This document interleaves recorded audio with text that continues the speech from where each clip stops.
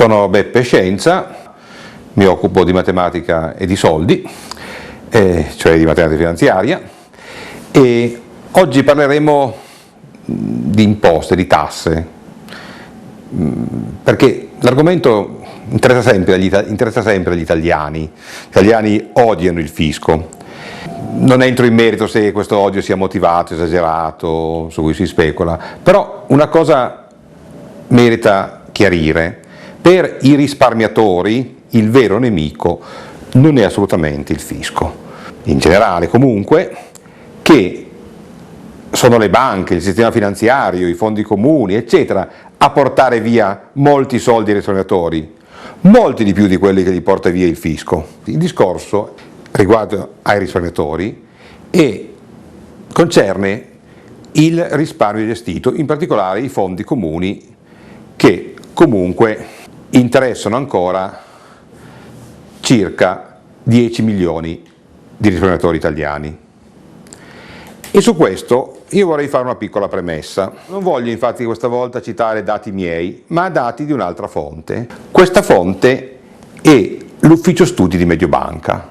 E qui c'è qualcosa da dire, perché uno pensa a Mediobanca e dice: quelli lì, figuriamoci, Cesare Geronzi, i Ligresti, che razza di gente c'è. Non entro in merito, capisco benissimo che uno storca il naso, però esiste, oltre a Mediobanca in sé, il suo ufficio studi, e a capo dell'ufficio studi di Mediobanca da anni c'è una persona sconosciuta ai più, a cui però i risparmiatori italiani dovrebbero erigere un monumento, ed è Fulvio Coltorti. Una persona dal fare schivo, uno studioso, un ricercatore, un economista di grande capacità, che non ama la pubblicità, di una onestà adamantina. E lui, da quasi 20 anni, ogni anno, col suo ufficio studi, passa al setaccio i fondi comuni italiani, e quelli che vengono fuori sono atti d'accusa da cui non si salverebbero se non fosse che la stampa italiana è invece molto complice per aiutare la banda gli sfasciacarrozze del risparmio gestito. Quindi io prendo riferimento i dati dagli studi, dalla ricerca annuale di Mediobanca, in particolare l'ufficio studi di Mediobanca, insieme ad altre ricerche, da anni fa le pulci al risparmio gestito, cioè ai fondi comuni e qualche altro prodotto simile. E ogni anno esce una ricerca, questa è quella dell'anno scorso, perché quella uscita a luglio è ancora in corso di stampa. L'anno scorso, il 2009, è stato un anno tutto sommato molto fortunato, perché i fondi obbligazionari hanno mediamente reso, possiamo vedere qua, dall'indagine dell'ufficio studi di Mediobanca sui 1012 fondi e SICAV italiani, dall'84 al 2009, SICAV è una specie di fondo comune un po' diverso. Nel 2009 i fondi obbligazionari hanno reso all'ordo il 6,1%, i costi sono stati l'1,1%, resta un 5%, le tasse lo 0,6%, totale netto 4,4%. Quindi banche, SGR, dico banche in senso lato, cioè il mondo finanziario, non sono solo banche ma sono soprattutto banche, direttamente e indirettamente, hanno preso l'1,1%, il fisco ha preso solo lo 0,6%, quindi sui fondi obbligazionari nel 2009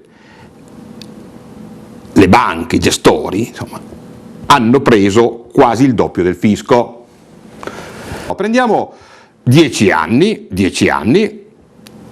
dal 2000 al 2009 compresi, tutti i fondi comuni, sempre dalla indagine dell'ufficio studi di Mediobanca, ci sono tutti i dati, in media il rendimento annuo è stato dell'1,4%, senza i costi. Quanti sono stati i costi? L'1,4%, guarda un po', si sono mangiati tutto il rendimento. Tasse zero, visto che a questo punto rendimento zero, tasse zero. Quindi qui le banche hanno preso l'1,4% all'anno, il fisco, poveraccio, non ha preso il becco d'un quattrino. Rendimento zero vuol dire, con i prezzi che sono aumentati in quei 10 anni del 23%, vuol dire che uno ci ha perso il 19%. Aveva 100 all'inizio, alla fine in potere d'acquisto ha 81. Ecco le bravure del risparmio gestito. Prima conclusione, direi inconfutabile. Il mondo finanziario, le banche, i loro collegati vari, eccetera, portano via in Italia molti più soldi ai risparmiatori di quanti ne porta via il fisco. Quindi, prima di lamentarsi delle tasse, i risparmiatori devono lamentarsi semmai delle banche. Però vorrei aggiungere qualcosa, sempre riprendendo le analisi dell'ufficio studi Mediobanca, perché uno dei confronti che fanno da anni è fra i fondi comuni da un lato e i bot dall'altro, come dire, fra un investimento evoluto, comunque in qualche maniera di una forma di ingegneria finanziaria, e dall'altro lato invece l'investimento della vecchietta. Beh, non siamo a livello di buoni postali fruttiferi, ma siamo quasi vicini, come direi, i bot, che ci vuole a prendere i bot. Poveri scemi quelli che prendono i bot.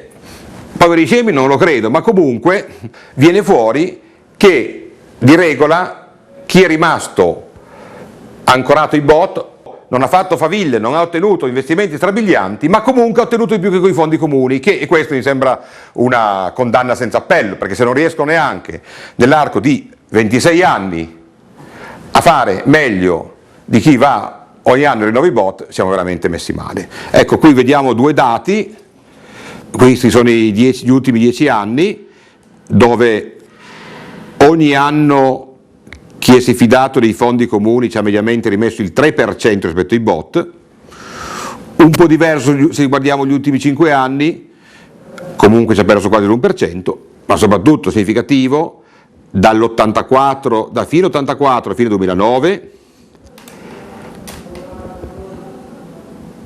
chi ha affidato i suoi risparmi al risparmio gestito ha ottenuto mediamente lo 0,8% all'anno meno di chi li ha tenuti in bot.